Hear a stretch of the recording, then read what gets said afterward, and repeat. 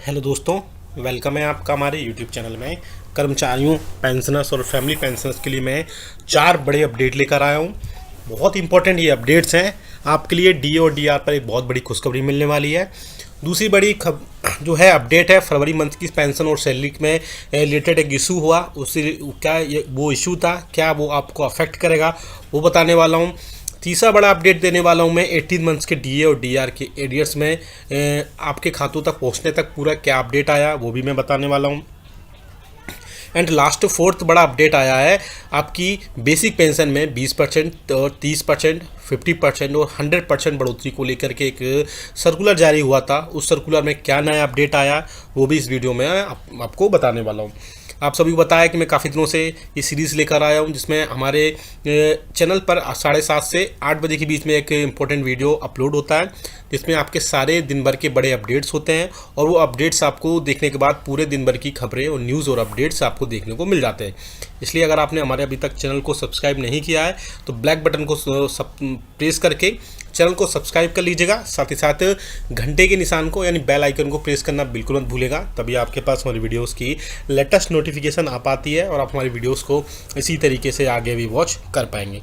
Basically जो पहली बड़ी खबर आ रही है वो आ रही है महंगाई भत्ते और महंगाई राहत के जो है जनवरी 2024 के अनाउंसमेंट को लेकर के। अभी ऐसा कहा जा रहा है कि आपका जो महंगाई भत्ता और महंगाई राहत जो है, जो 4% तय हुआ है, वो कोड ऑफ कंडक्ट यानी कि आचार संहिता लगने से पहले उसके अनाउंसमेंट देखने को मिल सकती है। और मोस्ट प्रोबेबली चांसेस हैं अगले मंथ में कोड ऑफ कंडक्ट लग सकती है। तो जिसके चलते जिसका कोड ऑफ कंडक्ट का अनुमान लगाया जा रहा है मीडिया में भी, और उसके चलते जो है हो सकता हो आगे आने वाले दिनों में, वैसे यूजुअली आपके मार्च के या होली के बड़े त्यौहार के आसपास ही आपका डीए और डीआर का अनाउंसमेंट किया जाता है।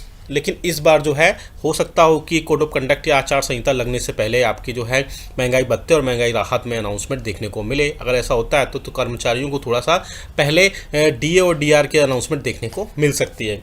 अब बात करते हैं दूसरी बड़ी अपडेट की, जो कि निकल कर आ रही है फरवरी महीने की पेंशन से रिलेटेड। कई सारे इशूज़ थे, जिसमें कई सारे जो इसमें 2 टाइप के इशूज़ थे। पहला था कि स्पर्श से जिनकी पेंशन आ रही है, दूसरा जिनकी एसबीआई या पीएनबी या बोल सकते हैं बैंक से जिनकी पेंशन आ रही है। तो पहले मैं बैंक वालों को बता दूं कि बैंक से जो पेंशनर्स पेंशन ले रहे थे, बैंकों ने फरवरी मंथ की पेंशन क्रेडिट कर दी है और आपको जल्द से जल्द आपके खातों में आपको जो है आपकी पेंशन देखने को मिलेगी। साथ ही साथ वो पेंशनर्स जो स्पर्श पोर्टल से लेते हैं, उनका पेंशन जो है प्रोसेस में लग गई है। उनकी पेंशन 29 फरवरी तक खाते में उनकी आ जाएगी। और कई सारे टेक्निकल चैलेंजेस थे, वो चैलेंजेस को दूर करने के बाद या टेक्निकल ग्लिच थी, जिसके कारण आपके पास कई बार मैसेजेस नहीं पहुंचते हैं। और लेकिन अगर मैसेज नहीं आते तो उसको आपको पैनिक नहीं होना, घबराना नहीं है। आपकी जो है आपकी पेंशन आपके खातों में ज़रूर आएगी, वो भी लास्ट वर्किंग डे तक पहुंच जाती है। कई बार मैसेज डिलेज हो जाते हैं, जिसके चलते आप लोग पैनिक हो जाते हैं, लेकिन आपको घबराने की ज़रूरत बिल्कुल नहीं है। आपकी पेंशन, आपकी सैलरी आपके खातों में टाइम से ज़रूर पहुंचेगी। तीसरा बड़ा अपडेट है 18 मंथ्स के डीए और डीआर को लेकर के। बेसिकली अपडेट है डीए हाइक और 18 मंथ्स के डीएआर को लेकर के। आप देख सकते हैं ये सामने जो न्यूज़ देख पा रहे हैं आप, पॉइंट नंबर 3 की, ये इकोनॉमिक टाइम से ली गई है। इकोनॉमिक टाइम ने 25 फरवरी 2024 को ये अपडेट की है।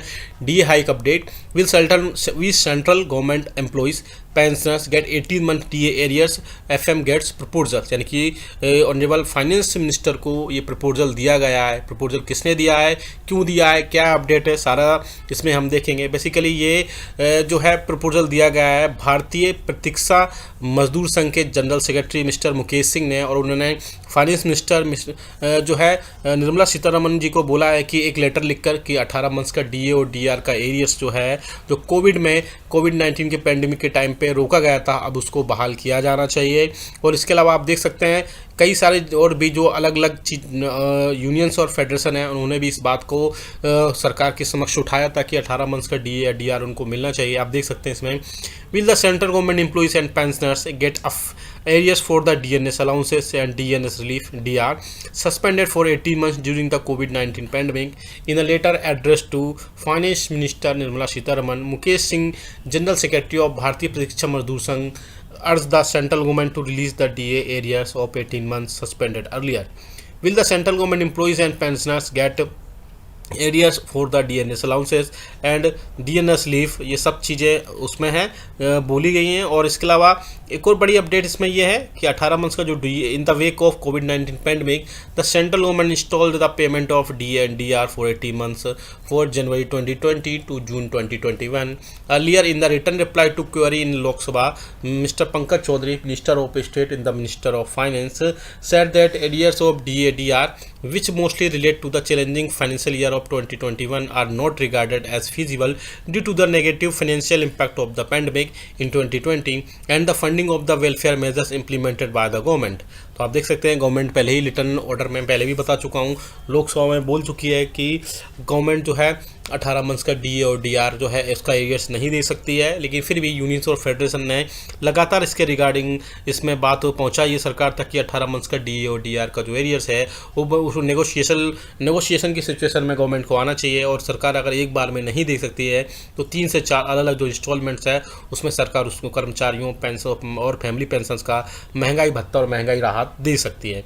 आगे एक और बड़ी खबर आ रही है आपकी फैमिली पेंशन, आपकी पेंशन में बढ़ोतरी को लेकर के आप सामने स्क्रीन पर भी देख पा रहे हैं, जिसमें कर्मचारियों पेंशनर्स और स्पेशली फैमिली पेंशनर्स का और पेंशनर्स का इसमें किस टाइप से या किस हिसाब से आप बोल सकते हैं कि उनकी पेंशन में बढ़ोतरी होती है वो हम यहाँ देख पाएंगे। आप देख सकते हैं ये एरियर्स सर्कुलर जारी किया गया था फैमिली पेंशन 1984 की तरफ से, जिसमें बहुत सारी चीज़ें इसमें ऐड की गई थी।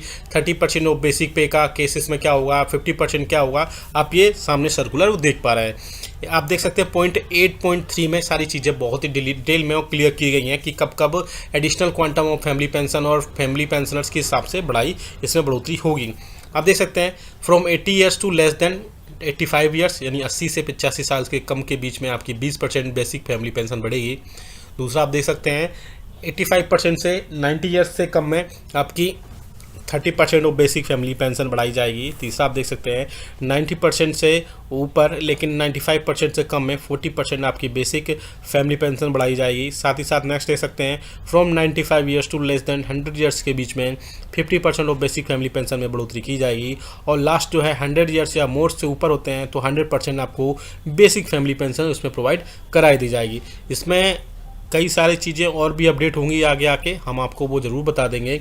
इसके अलावा सबसे बड़ी बात, पेंशनर्स को बेसिक पेंशन में कर्मचारियों यूनियंस और फेडरेशन ने बोला है कि कम से कम 1% की बेसिक बढ़ोतरी की जाए। कर्मचारियों की जब 3% बढ़ोतरी होती है तो पेंशनर्स की कम से कम 1% बेसिक बढ़ोतरी होनी चाहिए, जिससे उनको थोड़ी सी राहत मिल सके। आप भी हमें कमेंट करके बताइएगा क्या आपको लगता है कि वाकई में कर्मचारियों की तरह ही पेंशनर्स को भी उनकी बेसिक पेंशन में 1% की बढ़ोतरी होनी चाहिए, या इससे रिलेटेड आपके कोई और रिकमेंडेशंस हो, सुझाव हों तो कमेंट बॉक्स में ज़रूर लिखिएगा। और आप ये हमने पूरा जो भी बताया आप उसको डाउनलोड करना चाहते हैं तो वीडियो को लाइक करके कमेंट में यस लिख के आप इसको सीधा डाउनलोड कर सकते हैं और डिटेल में भी पढ़ पाएंगे। वीडियो अच्छा